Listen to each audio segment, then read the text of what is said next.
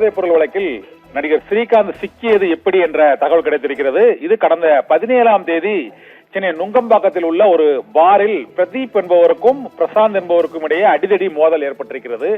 இதில் பிரதீப் என்பவர் அளித்த வாக்குமூலத்தின் அடிப்படையில் தான் இப்போது நடிகர் ஸ்ரீகாந்த் கைது செய்யப்பட்டிருக்கிறார். அவரிடம் ஒரு 40 முறைக்கும் அதிகமாக நடிகர் ஸ்ரீகாந்திடம் 1 கிராம் 12,000 ரூபாய் என்ற விலையில் கொக்கைன் போதைப் பொருளை அவர் விற்பனை செய்திருப்பதாக வாக்குமூலம் அளித்திருக்கிறார். இந்த வாக்குமூலத்தின் அடிப்படையில் நடிகர் ஸ்ரீகாந்தை அழைத்து இன்று அவருடைய ரத்த பரிசோதனை மேற்கொண்ட போது அவர் கொக்கைன் போதைப் பொருளை பயன்படுத்தியது உறுதிப்படுத்தப்பட்டிருக்கிறது. அந்த ரத்த பரிசோதனையின் அடிப்படையிலும் பிரதீப்பின் செல்போன் உரையாடல் மற்றும் குறுந்தகவல்கள் அனுப்பியது உள்ளிட்ட பல்வேறு அந்த தகவல் பரிமாற்றத்தின் அடிப்படையிலும் நடிகர் ஸ்ரீகாந்த் கைதாகி இருக்கிறார். இதைத் தொடர்ந்து கழுகு திரைப்படத்தில் நடித்த கிருஷ்ணாவும் கைது செய்யப்படலாம் என்று எதிர்பார்க்கப்படுகிறது. அவரையும் விசாரணைக்கு காவல்துறையினர் இப்போது போதைப்பொருள் தடுப்பு காவல் பிரிவு போலீசார் அழைத்திருக்கிறார்கள்.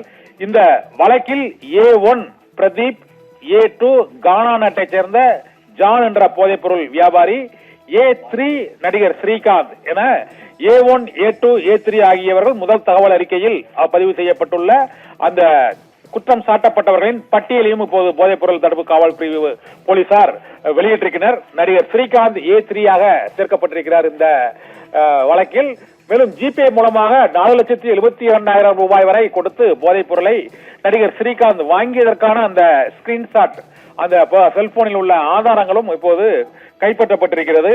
இதனால் போதைப் பொருளை கானா நாட்டைச் சேர்ந்த ஜான் என்பவரிடம் இருந்து பிரசாந்த் மூலமாக, அதிமுக ஐடி விங் நிர்வாகி பிரசாந்த் மூலமாக பிரதீப் என்பவர் திரையுலக பிரமுகர்களுக்கு, திரையுலகில் உள்ள முக்கிய நடிகர்கள் நடிகைகளுக்கு அவர் விற்பனை செய்திருக்கிறார் என்பது இப்போது உறுதியாகி இருக்கிறது.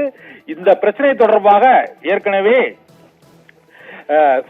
பின்னணி பாடகி சுசித்ரா இது தொடர்பாக ஒரு புகார் தெரிவித்திருந்தார்.